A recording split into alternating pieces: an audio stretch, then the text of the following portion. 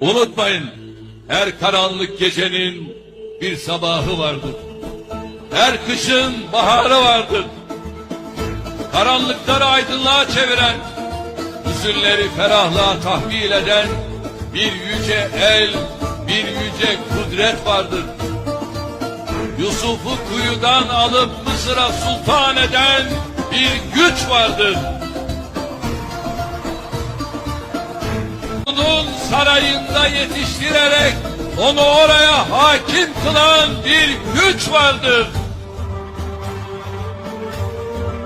Firavunları, zalimleri, hainleri zillete mahkum eden, mazlumun ahına cevap veren, sabredeni mutlaka zafere ulaştıran bir irade vardır. Allah'a dayan, saye sarıl, hükmüne rağm ol.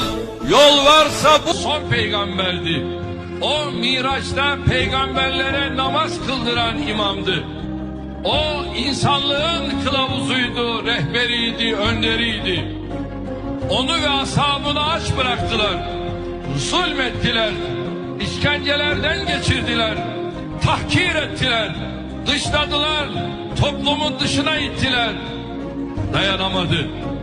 O çok sevdiği Mekke'yi mükerrem sıfatlık etmek zorunda kaldı.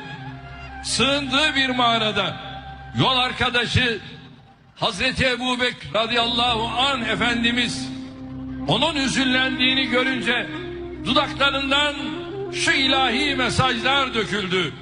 La tahzen innallâhe ma'na.